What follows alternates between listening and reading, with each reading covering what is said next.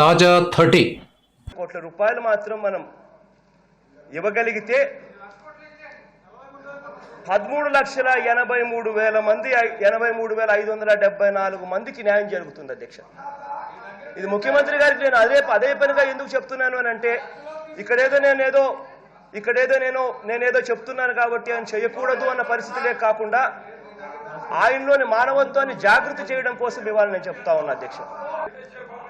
CID వారు అధ్యక్ష వాళ్ళు చేస్తున్న ఎంక్వైరీలు ఎంత దారుణంగా ఉన్నాయంటే అధ్యక్ష, వాళ్ళు కేవలం AgriGold farm estate India private limited, AgriGold constructions private limited, dream land ventures limited ఇవి మాత్రమే వాళ్ళు పరిగణలోకి తీసుకున్నారు అధ్యక్ష. మిగిలినవేటి చాలా ఉన్నాయి అధ్యక్ష. అగ్రిగోల్డ్ పరివార్ శాండర్స్ ప్రాజెక్ట్స్ అని, అగ్రిగోల్డ్ శ్రియా శాండర్స్ ప్రాజెక్ట్స్ అని, అగ్రిగోల్డ్ ఈక్విటీ షేర్ సర్టిఫికెట్స్ అని ఇవన్నీ కూడా చాలా ఉన్నాయి అధ్యక్ష. ఎంతమంది డిపాజిటర్స్ ఉన్నారు, పెట్టుబడి ఎంత అన్న విషయం మీద అధ్యక్ష ఇవాళ అగ్రిగోల్డ్లో ఉన్న ప్రతి డిపాజిటర్ కూడా అడుగుతా ఉన్నాడు ఇది ఎందుకు ఆన్లైన్లో పెట్టడం లేదు అని.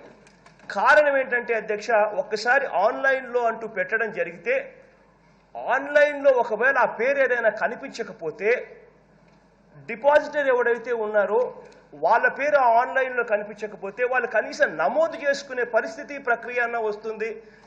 ఇవాళ పరిస్థితి ఏమిటి అని అంటే ఆన్లైన్లో కూడా పెట్టని పరిస్థితి ఇవాళ ఉంది అధ్యక్ష.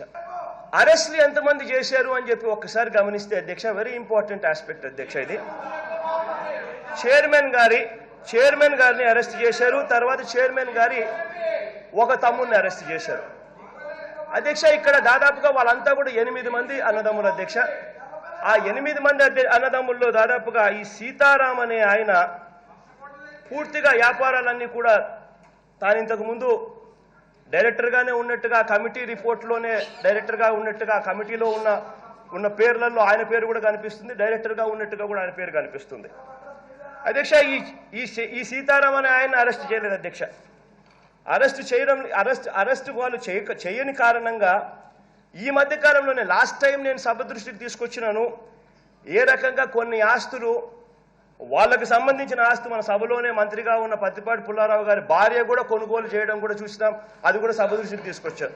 జగన్మోహన్ రెడ్డి గారు ఇదే అవాస్తవాలు అసత్యాలు సభకు తీసుకొచ్చినప్పుడు నేను ఛాలెంజ్ చేశాను అధ్యక్ష జగన్మోహన్ రెడ్డి గారిని. ఆ ఛాలెంజ్కి నిలబడకుండా వారు పారిపోయారు అధ్యక్ష.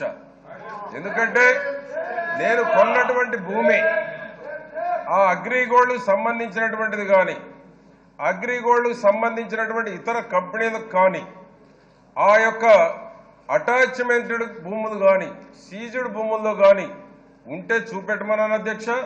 నేను కొన్నటువంటి భూములు 3 దగ్గర కొన్నాను అధ్యక్ష. 3 కొన్నటువంటి ఇన్కమ్ ట్యాక్స్ రిటర్న్స్ తోడు సహా వాళ్ళు 2014 ఎప్పుడు కొన్నారనేటువంటిది డీటెయిల్స్ కూడా ఇచ్చాను అధ్యక్ష. ఎక్కడైనా లింక్ ఉంటే చూపెట్టమన్నాను, ఛాలెంజ్ చేశాను. అవసరమైతే నువ్వు రాజకీయాల్లో తప్పుకో, లేదా నేను తప్పుకుంటాను కూడా ఛాలెంజ్ చేశాను అధ్యక్ష.